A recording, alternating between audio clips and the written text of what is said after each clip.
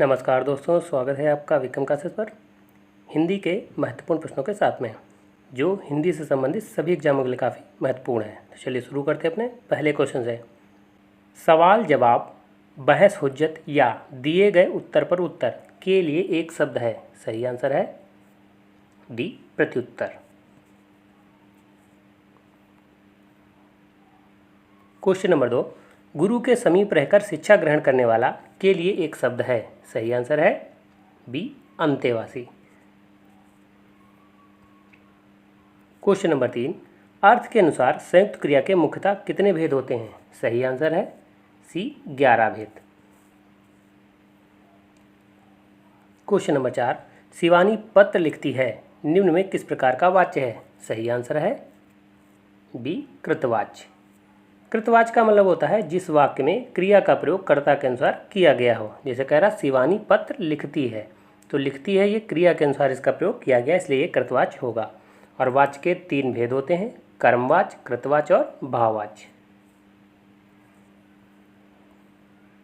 Question number 5, तन शब्द का लिंग निर्धारित कीजिए। सही आंसर है ए, पुल्लिंग। क्वेश्चन नंबर 6, याचना शब्द का बहुवचन रूप क्या होगा। सही आंसर है सी, याचना। याचना शब्द का एक वचन और बहुवचन समान होता है। क्वेश्चन नंबर 7, उद्घाटन शब्द में उपसर्ग है। सही आंसर है बी, उत। तो इस तरीके के जब भी शब्द आते हैं तो उसमें उत जो है उपसर्ग होता है और तामे हलंत का प्रयोग किया जाता है। क्वेश्चन नंबर 8, भगोड़ा में प्रत्यय है। सही आंसर है सी, ओड़ा। भगोड़ा, तो ओड़ा इसमें प्रत्यय निकल रहा है। क्वेश्चन नंबर 9, कमरे के बीच में पंखा लगा है निम्न वाक्य में कारक है। सही आंसर है ए, अधिकरण कारक। अधिकरण कारक की जो विभक्ति होती है वो में, पे और पर होती है। इसके अलावा जो है इसमें भीतर, ऊपर, बीच, अंदर, बाहर इन शब्दों का भी प्रयोग होता है, क्योंकि अधिकरण एक तरीके से प्रीपोजिशन होती है। अब वाक्य में देखें अगर कमरे के बीच में, तो इसमें बीच में प्रयोग किया गया है, तो ये अधिकरण है, एक तरीके से प्रीपोजिशन है, इसलिए ये अधिकरण कारक होगा। क्वेश्चन नंबर 10, जीभ प्रयोग के आधार पर अग्रभाग स्वर नहीं है। सही आंसर है डी, आ जो है ये मध्यभाग स्वर है, जबकि ई, ऐ और ऐ ये अग्रभाग स्वर होते हैं। तो अग्रभाग जो स्वर होते हैं वो कुल 4 होते हैं और जीभ प्रयोग के आधार पर जो है स्वरों को 3 भागों में बांटा गया है, अग्रभाग स्वर, मध्यभाग और पश्चभाग।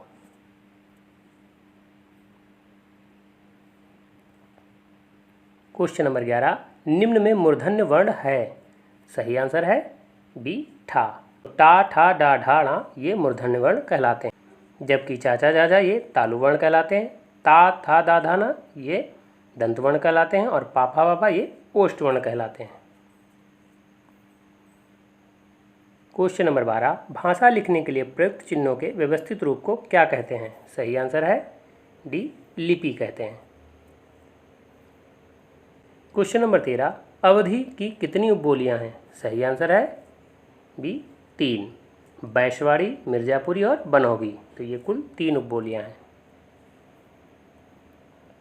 क्वेश्चन नंबर 14, दादी ने ढेर सारे खिलौने खरीदे निम्न में किस प्रकार का विशेषण है। सही आंसर है बी, अनिश्चित संख्यावाचक। कह रहा है ना दादी ने ढेर सारे खिलौने खरीदे, तो संख्या की बात कर रहा है ढेर, लेकिन वो निश्चित नहीं है, इसलिए अनिश्चित संख्यावाचक विशेषण होगा।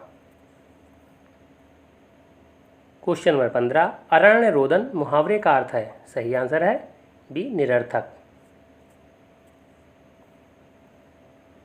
क्वेश्चन नंबर 16, आए थे हरिभजन को ओटन लगे कपास लोकोक्ति का अर्थ है। सही आंसर है सी, उच्च लक्ष्य लेकर चलना और निम्न कार्य करना। क्वेश्चन नंबर 17, तीर्थाटन में कौन सा समास है। सही आंसर है ए, तत्पुरुष समास। तत्पुरुष समास जिसका अंतिम पद या उत्तर पद प्रधान होता है। अगर कारक के आधार पर देखें तो तत्पुरुष समास के जो है 6 भेद होते हैं, तो उसमें से जो है अधिकरण तत्पुरुष जिसकी विभक्ति में, पे, पर होती है, तो उसी आधार पर ये अधिकरण तत्पुरुष समास होगा। तो तीर्थाटन, तीर्थों में अटन, तो में का इसमें प्रयोग हुआ है, इसलिए ये तत्पुरुष समास होगा। क्वेश्चन नंबर 18, विलोम शब्दों का कौन सा युग्म सही सुमेलित नहीं है? सही आंसर है बी गौड़। गौड़ का जो विलोम होता है वो प्रधान होता है, जबकि अज्ञ का विज्ञ होता है, कर्कश का मृदुल होता है और ऋजु का वक्र होता है। क्वेश्चन नंबर 19, निम्नलिखित में सरिता का पर्यायवाची नहीं है? सही आंसर है ए त्रिपदगा। त्रिपदगा जो है ये गंगा का पर्यायवाची है, जबकि तटनी, तरंगणी और निम्ना ये सरिता मतलब नदी के पर्यायवाची हैं।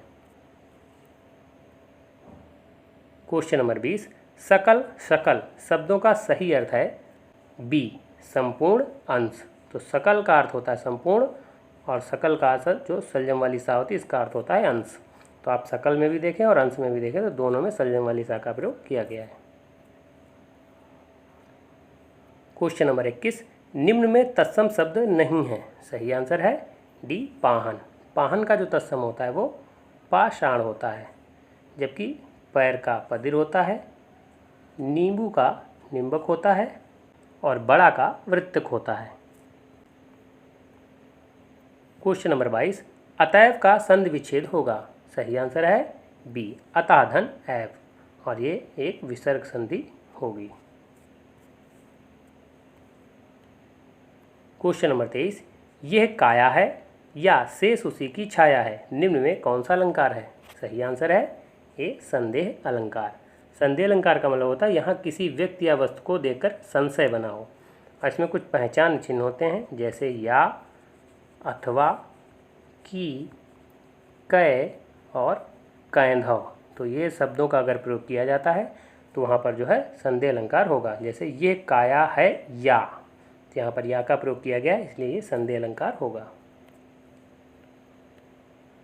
क्वेश्चन नंबर 24, बाँटन वारे के लगे ज्यों मेहंदी के रंग।